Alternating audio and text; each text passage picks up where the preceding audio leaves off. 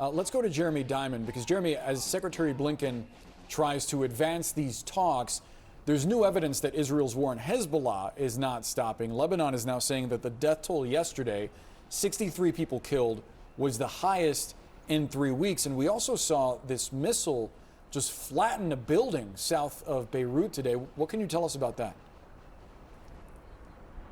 Yeah, that's right, Boris. And it's important to note that the Secretary of State's visit is indeed also focused on trying to push a resolution to the war between Israel and Hezbollah, in addition to the war in Gaza. And Israeli officials, though, we should know, don't view the kind of military operations that they're carrying out in Lebanon as separate from the diplomatic pathway. They view the military pressure as ultimately leading to that diplomatic solution. But whether or not that is true, ultimately what is clear is that the Israeli military is conducting some very heavy strikes inside of Lebanon in recent days, with yesterday being one of the deadliest days that we have seen in weeks now inside of Lebanon. Today we saw that this strike on across the street from a hospital in Beirut, the largest public hospital in Lebanon, killed at least 18 people, including at least 4 children, according to the Lebanese Ministry of Health. One woman who witnessed the strike described that there were children playing in a courtyard, and then moments later she saw this missile actually strike that area, tearing, she said,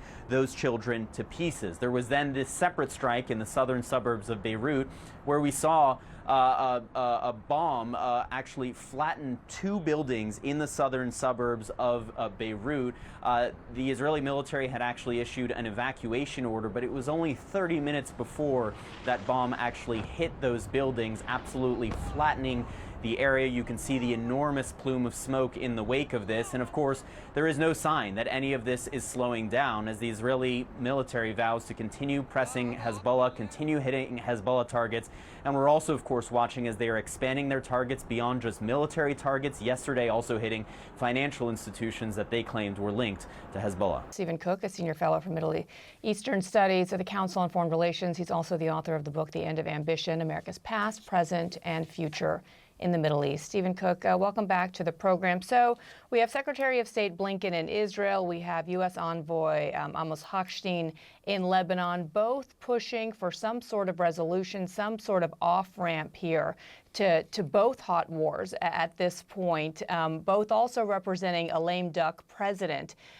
It's notable that the leader of Hamas is now dead and the leader of Hezbollah also has been killed. And still, it doesn't look like there's much hope for an imminent resolution to either conflicts.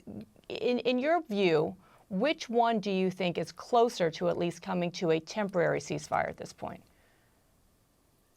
Well, neither of them, to be completely honest with you. As Jeremy pointed out in his piece, the Israeli government seems not at all interested in a ceasefire. Netanyahu's allies on the right have called for the destruction of Hamas. And when it comes to Hamas, the late Yahya Sinwar, he didn't want a ceasefire either. And just days after his death, one of his colleagues in Gaza, a leader of Hamas named Khalil Hayya, said that Hamas would carry on the fight. So again, we are at a status quo in which all of the parties want to keep fighting, with the exception of the United States, which continues its diplomacy. When it comes to Lebanon, clearly the Israelis believe that the wind is at their back and want to press their advantage.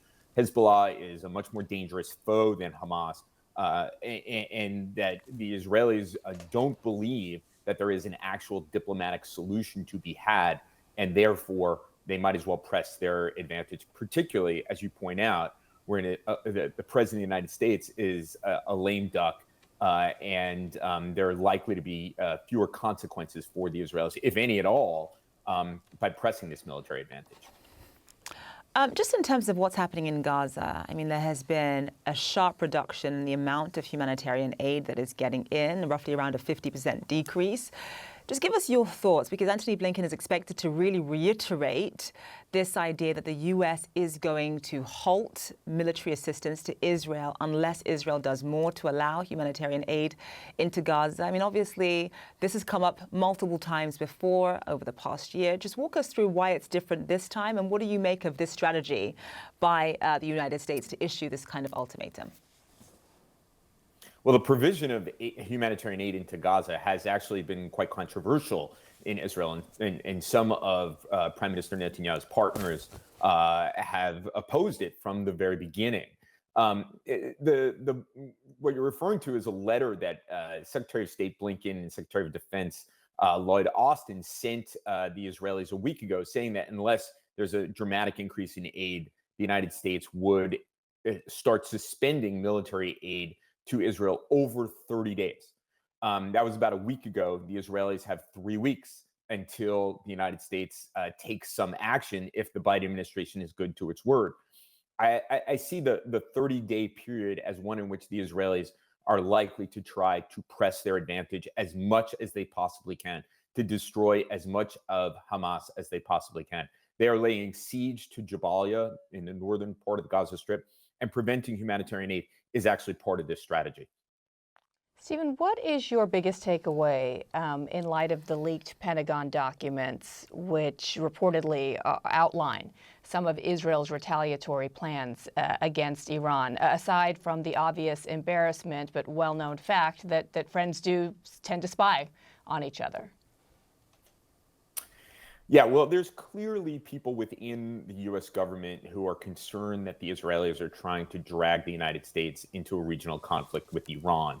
And as a result, leaked some of these documents in order to put a brake on Israel's preparations for a response to Iran's ballistic missile strike on Israel a number of weeks ago.